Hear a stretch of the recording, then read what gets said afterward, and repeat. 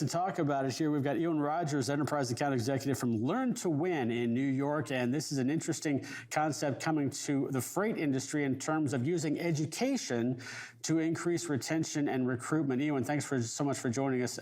As you look at the situation right now in terms of the freight industry, where is the disconnect that obviously when new hires are made, how does a company want to keep them more as opposed to simply throwing them in the fire, see if they survive, and if they don't, well, sorry. Yeah, thanks for having me, Bill. Can you guys hear me okay? Yes. Great. Yeah, I think you touched on one of the most common traps that we see when it comes to hiring and onboarding for a position like a freight broker.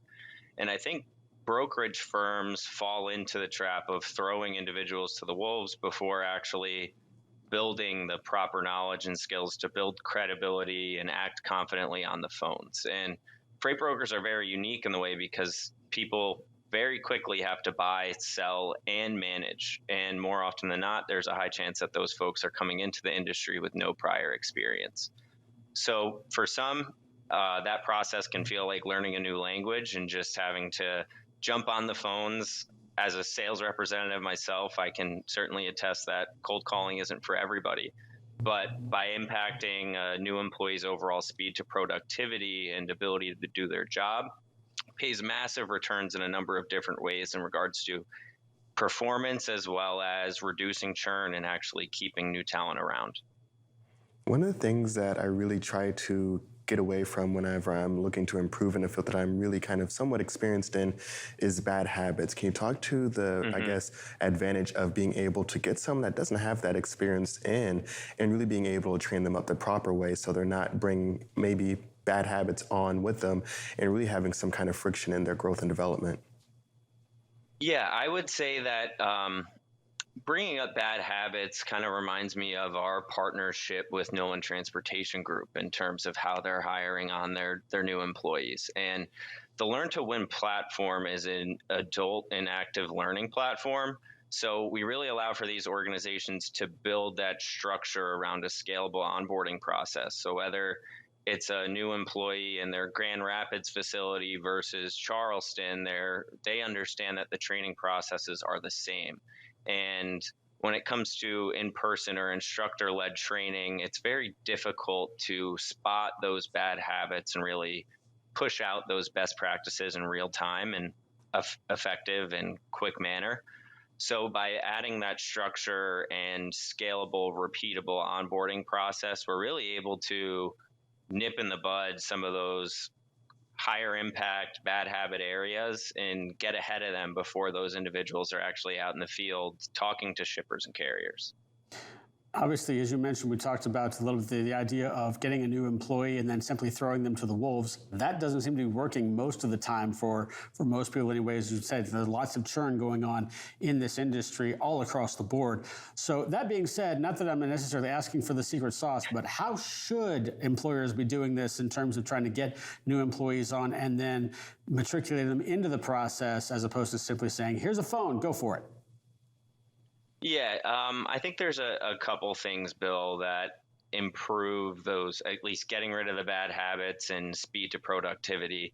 But it's really a focus on the training material. We at Learn to Win like to focus on what we consider last mile knowledge. And that is the kind of unique intricacies or unique characteristics of an organization that make them competitively different in the marketplace and focusing on those heavily. So providing an organization with a platform where they can talk about their competitive differences or really focus on making sure that individuals are retaining the information that matters most about their organization helps them get up to speed quicker and really make a difference and be confident in the job that they're doing rather than just jumping on the phone, hoping that this individual thinks I'm credible in the work that I'm doing.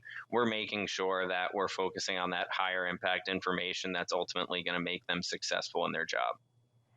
When looking at bringing up training and brokerages, do you see any kind of carryovers potentially from other industries? So are the building blocks similar to other segments of business, maybe other aspects of life, and to bringing it into the brokerage? Yeah, that's a great question. So, oddly enough, Learn to Win was founded on being a platform to help athletic organizations learn their playbooks and scouting reports faster. So, we do partner with about 150 athletic organizations ranging from NFL teams like the LA Rams or Baltimore Ravens. And we noticed that a common theme within the sports world was that these players were handed a 500-page playbook, told to go home, have it memorized, and come out on the field to practice the following day, and let's put it to work. And we noticed that there were similar training processes or gaps within training across the United States military as well. So we scaled from the sports world to supporting the Department of Defense in areas like Air Force flight training and even some of their medical staffs that are out in the field. And really what it breaks down to is when it comes to highly dense information in a format that isn't easy to digest, it's very difficult to understand where the knowledge gaps might be within those specific teams. And we've noticed that same trend within the freight and logistics space because it's a little behind on the tech adoption curve. And because the nature of the business is very transactional, it's easy to say, well, it's not broke, let's not fix it because we're still going to be profitable or make money on this employee. And ultimately, we've been able to take that highly dense training material and break it into these 3 to 5 minute engaging micro learning sessions, which makes it a lot easier for individuals to, one, train in the flow of work because it's at their fingertips on their mobile phones, but it keeps them engaged throughout and drives retention, which ultimately improves performance and that overall speed to productivity when they get into their position and are expected to pick up the phone. We've got about 30 seconds left here. Obviously, we have that philosophy of mass hiring and then see who survives, as opposed to what you're talking about here. In terms of overall churn rate, what's reasonable to be expected if someone, say, for instance, goes through your program or a similar program in educating a broker on how to work? Yeah, I think the industry average for churn across the freight and logistics space is a staggering about 70 to 80%. And we've seen with an organization like Nolan Transportation Group that was experiencing about 40% churn, that by implementing a more structured onboarding process and giving individuals the tools and ability to be effective when it is their time to actually get on that job, we've seen about a 13% reduction in churn from 40 down to 27, which when you're hiring classes of 200 people, those numbers can be pretty significant and pay lasting dividends for an organization because it costs money to train individuals because you have to take folks out of the field to provide that hand-holding, instructor-led approach. But ultimately, individuals want to stick around with an organization because they feel that investment in professional development, as well as feeling confident in their ability to actually do the job that they're hired for. Awesome. Thanks so much for joining us this morning. Real quick, if people want to find you or reach out to you, how can they do that?